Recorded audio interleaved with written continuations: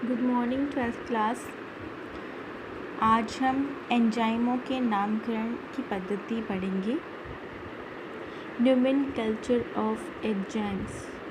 Enzymes के बारे में अब तक हमने जितना पढ़ा है, उनकी संरचना, उनकी विशेषताएं, उनका कार्य करने की प्रकृति और उनके क्रियाविधि।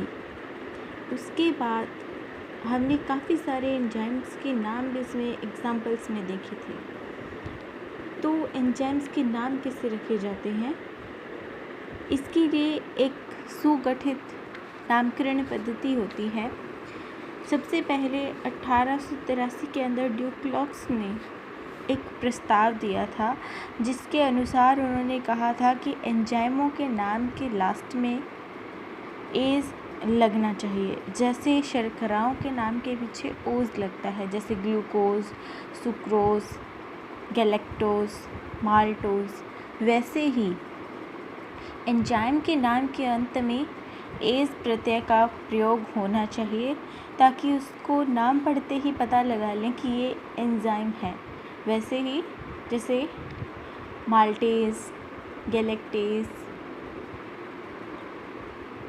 सुक्रेज, तो ओज लगने से हमें शर्करा का पता चलता है। वैसे ही अगर एज लगा हो नाम के लास्ट में, तो हम बता सकते हैं कि ये रासायनिक पदार्थ जो है वो कोई ना कोई एंजाइम ज़रूर है। तो ये एक सार्वत्रिक नियम है एंजाइम के नाम का, एंजाइम के नाम की पहचान का। लेकिन एंजाइमों का नामकरण जो है वो दो पद्धतियों के अनुसार किया जाता है। पहला तो होता है कि वो क्रियाधार जिनके साथ एंजाइम क्रिया करते हैं और जो एंजाइमों के साथ जुड़ते हैं, उन्हीं के आधार पर एंजाइम का नाम भी रख दिया जाता है। तो पहला आधार जो है on the basis of substrate, यानी कि क्रियाधारों के नाम के आधार पर ही क्रियाधारों के नाम के अंत में हम एज शब्द का प्रयोग करते और एंजाइम का नाम बन जाता है। जैसे लाइपेज और सुक्रोज पे क्रिया करने वाले सुक्रेज और माल्टोज पे क्रिया करने वाले माल्टेज। दूसरा प्रकार ये होता है कि अगर क्रियाधारों के नाम के अंत में हम एज लगाएं तो भी एंजाइम का नाम बना सकते हैं, और यदि रासायनिक क्रिया जिसको कि एंजाइम उत्प्रेरित कर रहे हैं, उन्हीं के नाम के आधार पर हम एंजाइम को भी नाम दे सकते हैं। जैसे कहीं पर ऑक्सीकरण हो रहा है तो हम ऑक्सीडेज कहेंगे। हाइड्रोजन जुड़ रहा है या टूट रहा है तो वहाँ पर हम हाइड्रोलाइजेज कहते हैं। अगर कोई भी कार्बोक्सिल समूह की अभिक्रिया है तो वहाँ पर प्रयुक्त होने वाले एंजाइम को कार्बोक्सिलेज, यानी कि कार्बोक्सिल के अंत में हम एज प्रत्यय का प्रयोग करके कार्बोक्सिलेज बना देते हैं। अगर हाइड्रोजन टूट रहा है तो डिहाइड्रोजनेज कह सकते हैं हम एंजाइम को। तो इस प्रकार रासायनिक क्रिया जो भी है, जैसे जल अपघटन है या फिर यूरिया का जल अपघटन है, तो वैसे ही हम जैसी रासायनिक अभिक्रिया और जिस प्रकार की रासायनिक अभिक्रिया का नाम होगा, उसके अंत में हम एज लगाएंगे और उस अभिक्रिया को उत्प्रेरित करने वाले एंजाइम का नाम दे सकते हैं। ये तो थी कुछ ऐसी पद्धतियाँ जो एंजाइम का नामकरण परंपरागत तरीके से करती हैं। लेकिन 1955 में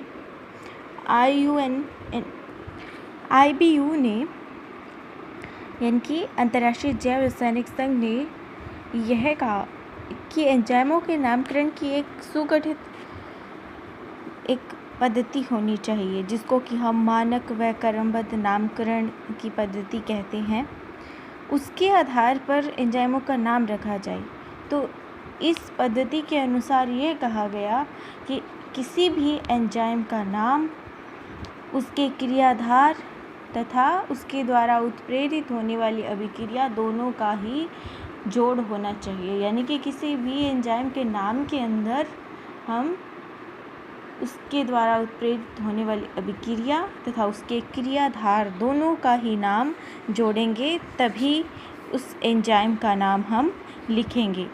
तो इसके अनुसार यदि हम हेक्सोकाइनेज का नाम देखें, मानक नाम, तो वो होगा ATP डिहेक्सो 6 फॉस्फोट्रांसफेरेज।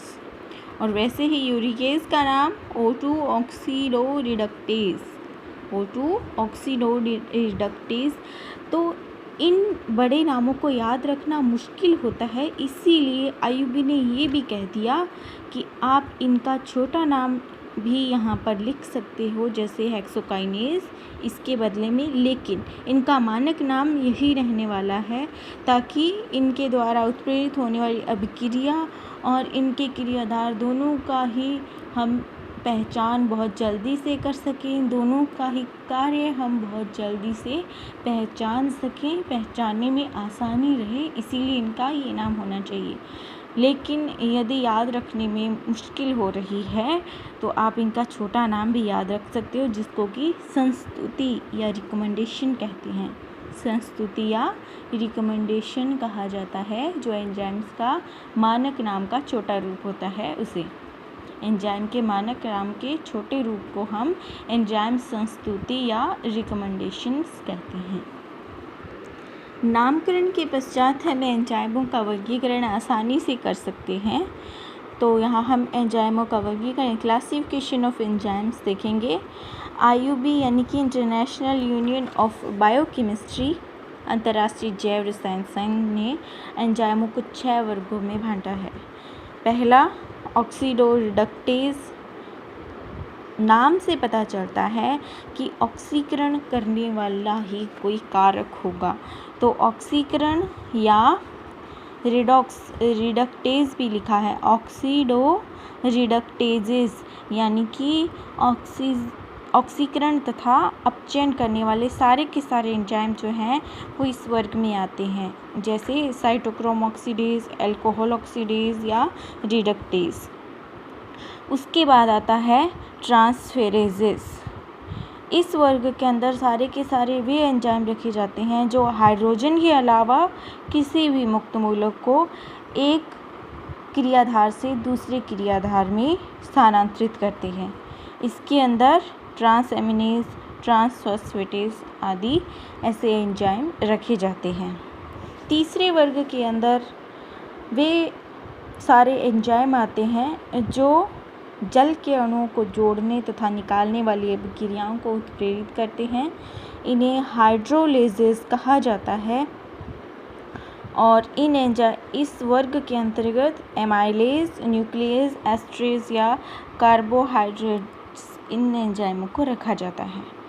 नाम से ही इनके कार्य पता लग रहे हैं, वैसे ही एक जैसा काम करने वाले एंजाइम्स को अलग अलग ग्रुप्स में रखा जाता है। एक जैसा काम करने वाले को एक ग्रुप में, दूसरे एक जैसे कार्य करने वाले को इन ग्रुप्स में रखा जाता है।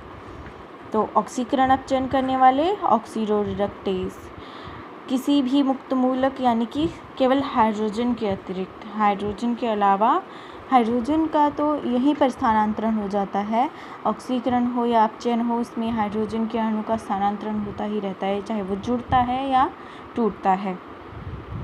तो हाइड्रोजन के अलावा और किसी भी मुक्त मूलक को स्थानांतरित करने वाले ट्रांसफेरेजेस, और जल अपघटन करने वाली सारी की सारी जो अभिक्रिया हैं या फिर जल के अणुओं को जोड़ने तथा निकालने वाली, उनको हम हाइड्रोलिजेस वर्ग में रखते हैं। उसके बाद आते हैं लाइजेस।